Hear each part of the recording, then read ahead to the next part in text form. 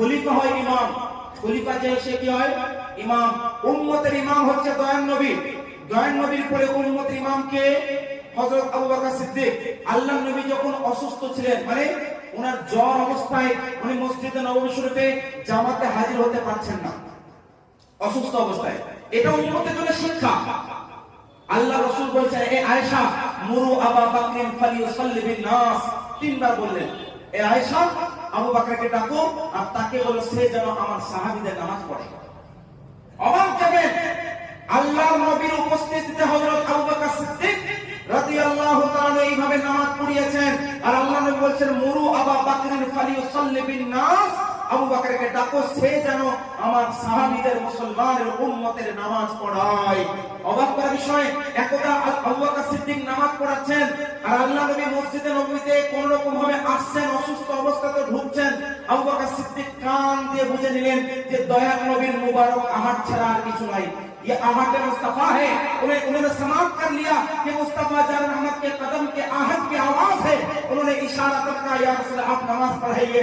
अबू बकर सिद्दीक নামাজ পড়া অবস্থাতে উনি সরে গেলেন আর আল্লাহ নবী পেছনে দিলেন না ওনাকে। অবাক করার বিষয় যে আল্লাহ নবী এলেন, আবু বকর সিদ্দিক বুঝতে পারলেন, আবু বকর সিদ্দিক পেছনে যেতে চাইলেন, আল্লাহ নবী পেছনে দিয়ে গেলেন না, দিলেন না যে পেছনে যাও। মশলা কি নামাজের, একজন ইমাম যদি নামাজ পড়ে কোন কারণে ওযু ভেঙে যায়, উনি যদি বেরিয়ে গিয়ে ওযু করতে চায়, পরে যদি কেউ নামাজ পড়ায়, উনি যখন আবার আসবেন ওই যিনি নামাজ পড়াচ্ছেন ওনাকে পেছনে করে দিয়ে যিনি ইমাম তিনি নামাজ পড়বেন। এটা হচ্ছে মশলা, এটা হচ্ছে মশলা।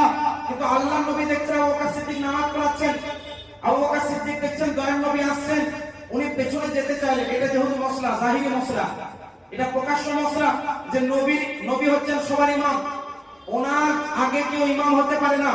মসজিদে আকসায় নামাজ কে পড়েছেন দয়ার নবী, মুক্তাদি কারা ছিলেন সব নবীরা, সব নবীদের ইমাম কে আমাদের নবী। মসজিদে আকসায় আমাদের নবী ইমাম ছিলেন, বাকিরা মুক্তাদি। তো আমাদের নবী যখন আবু বকর সিদ্দিকের সামনে এলেন তো ইমাম কে আমাদের নবী, তো আবু বকর সিদ্দিক পেছনে যেতে চাইছিলেন, এটা মশলা। তো আল্লাহ নবী কাঁধে হাত দিলেন, না তোমাকে পেছনে যেতে হবে না। আল্লাহ রাসূল আবু বকর সিদ্দিকের ডান পাশে রেখে দিলেন, এখানে বসো।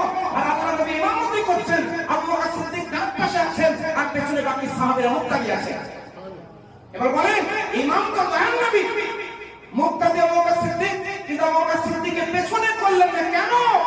তার কারণ হচ্ছে একটাই, দয়ার নবী নামাজের মাধ্যমে এলান করে দিলেন, এবার সাহাবীরা কিয়ামত পর্যন্ত আসা উম্মতরা শুনে নাও, আমি ইমাম, আমার পরের ইমাম হচ্ছে আবু বকর সিদ্দিক। इसलिए पीछे नहीं किया, दाएं तरफ रखा कि इमाम मैं हूं,